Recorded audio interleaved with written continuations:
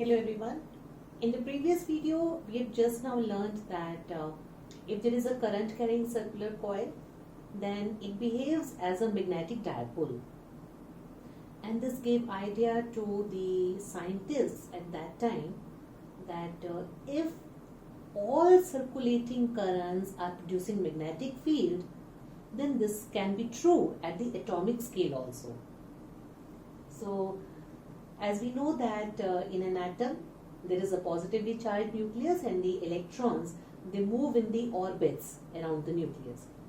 Now for a revolving electron, we can say that if an electron is moving, we can also assume that there is a current flowing in the orbit in the opposite direction, opposite to the direction of the movement of the electron. So what we are trying to find out in this video is how much will be the magnetic dipole moment of this electron which is revolving in the orbit. So as we know, by definition, current is given by I is equal to Q by T, and that is rate of flow of charge. Here our charge is the charge on the electron, and time will be the time that it will take to complete one circular path. So it has been taken as capital T. Now if R is the radius of the orbit, then time that it will take to complete one circular path will be 2 pi r by v, right? So distance upon velocity. Distance is 2 pi r, circumference divided by v, the velocity with which it is moving. Substituting this value of t here, we get I is equal to E divided by 2 pi r upon v, that v goes in the numerator, so we get EV by 2 pi r. Now we have also learnt that the magnetic moment is given by the expression current into the area vector. Here we are using the same expression, but we are giving it a different symbol because we are talking of the magnetic moment on an atomic scale. So we have given it a symbol mu and a subscript L, which shows that it is the orbital magnetic moment of the electron that is moving in the orbit. But the expression to find it out is the same, that it is I into A. Now current is EV by 2 pi r. We have just now calculated, derived it earlier. And this is to be multiplied by the area of the orbit. And area of the orbit is pi r square. So now this r gets cancelled with the square, pi gets cancelled with pi, and you are left with EV r by 2. So we have EV r by 2. Now if you multiply and divide it by mass of the electron, we get E by 2 me, and the rest of the expression is me into v into r. That is mass into velocity into radius. Now velocity and radius, they are always perpendicular. So we have also learnt in our 11th standard that the angular momentum is r cross p. Angular momentum L is equal to r cross p, which is r cross mv.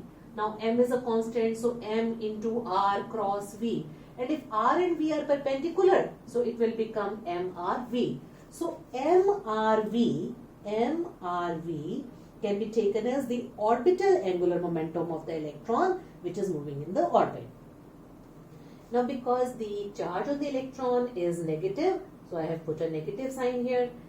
Hence we get the orbital magnetic moment is equal to E by 2me into the orbital angular momentum, but both are in opposite directions because we have a negative sign here. Because of this negative sign, the magnetic moment and the orbital angular momentum, they are in the opposite directions. Now mu by L, the magnetic moment ratio of the magnetic moment to the orbital angular momentum, has been taken here, and it will be, if I take the modulus, then I can remove or leave the negative sign, so I get E by 2me. And substituting the value of charge on the electron and the mass of the electron, I get the value to be 8.8 into 10 to the power 10 coulombs per kg. And this value for this ratio has been experimentally verified, and this we have found to be absolutely correct. So each and everything that we have taken in this derivation is correct because this has been experimentally proved.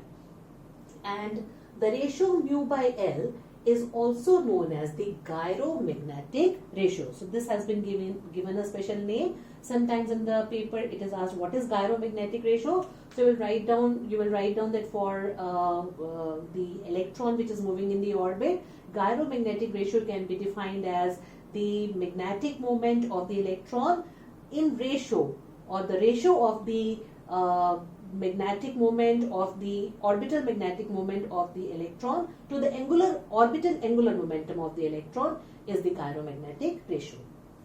Then because we are talking of the atoms, and we know that there was another suggestion which was given by Bohr, that was Bohr's quantization of the orbitals, in which the electrons can move only in certain permitted orbitals, in which the angular momentum of the electron is an integral multiple of h by 2 pi.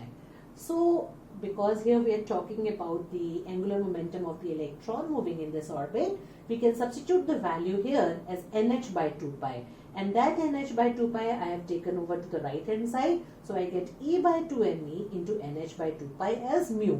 So my orbital magnetic moment is equal to this much. Now taking n as 1, I get E by this 2 will be multiplied by this 2, so I will get 4, this is pi, and n I have taken as 1 because I have considered this to be the first orbit, so EH by 4 pi me. Now I know what is the charge on an electron, the value of Planck's constant is known to us, mass of the electron is known to us.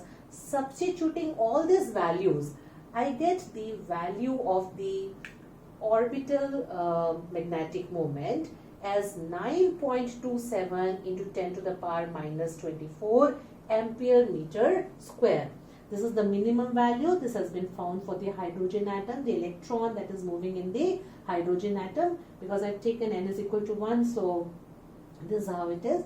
And this is also known as Bohr magneton. I can write it over here. This is also known as Bohr magneton. What is Bohr magneton? It is the minimum value of the magnetic moment possessed by the electron, and it is equal to EH by 4 pi me.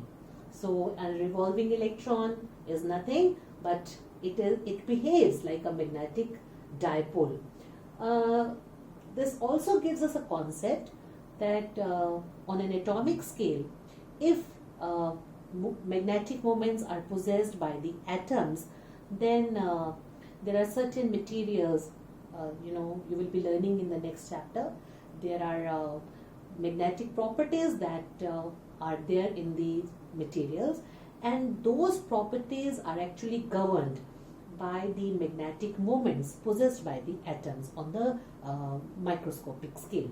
Hence, this is a very interesting topic, and people are doing a lot of research on this also. Hope you enjoyed it.